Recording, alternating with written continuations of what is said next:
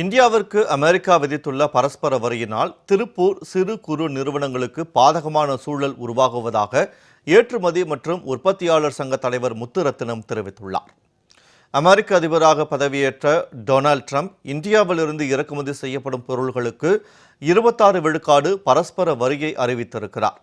இதன் மூலம் அமெரிக்காவில் இறக்குமதி செய்யப்படும் பொருள்களுக்கு கடுமையாக வரி விதிக்கப்படும்.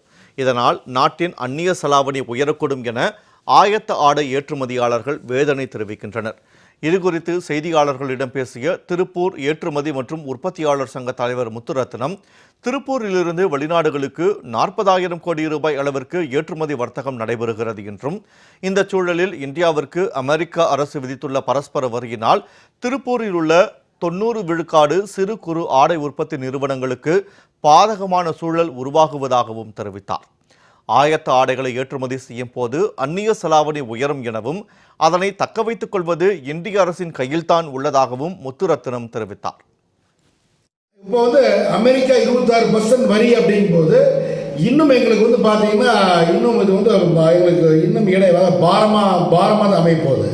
ஆர்டர்கள் வரும், அந்த ஆர்டர்கள் நாங்கள் தக்க வைக்கிறதுக்கு உண்டான வாய்ப்பு இங்கே இல்லை. ஏன்னா எல்லாத்திலும் வரி அதிகம். அரசு இந்த தொழிலை இங்கே நம்ம தமிழகத்தில் முதன்மையாக வச்சுக்கணுங்கிற ஒரு திட்டமே அரசுக்கு எந்த திட்டம் எதுவுமே இல்லைங்க. அப்படி இருக்க மாதிரி இருந்தால் இந்த மின்கட்டணம் வச்சு பண்ணியிருக்க மாட்டாங்க. இதுக்குண்டான எந்த புரிதல் இல்லாமல் இருக்கிற அரசாக இருக்குது, மத்திய அரசும் சரி மாநில அரசும் சரி. அப்படி இருக்கும்போது இது சாதகமாக நம்ம எடுக்கிறதுங்கிறது நம்ம சிரமம் தான். ஆனால் சாதகமான ஒரு சூழல் உருவாக்கலாம்.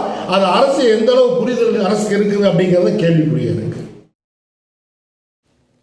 அமெரிக்கா விதித்துள்ள பரஸ்பர வரி விதிப்பு சாதகமா பாதகமா என்பதை பொறுத்திருந்துதான் பார்க்க வேண்டுமென திருப்பூர் ஏற்றுமதியாளர் சங்கத்தின் பொதுச் செயலாளர் திருக்குமரன் தெரிவித்துள்ளார். செய்தியாளர்களிடம் பேசிய அவர், திருப்பூரின் போட்டி நாடுகளான வங்கதேசம், வியட்நாம், காட்மண்டு உள்ளிட்டவைகளுக்கு அதிக அளவில் வரி விதிக்கப்பட்டுள்ளதாக குறிப்பிட்டார். இதனால் இந்தியாவிற்கு 26 விழுக்காடு வரி விதித்துள்ளதால் இது திருப்பூர் பின்னலாடை துறைக்கு சாதகமா பாதகமா என்பதை பொறுத்திருந்துதான் பார்க்க வேண்டும் என குறிப்பிட்டார்.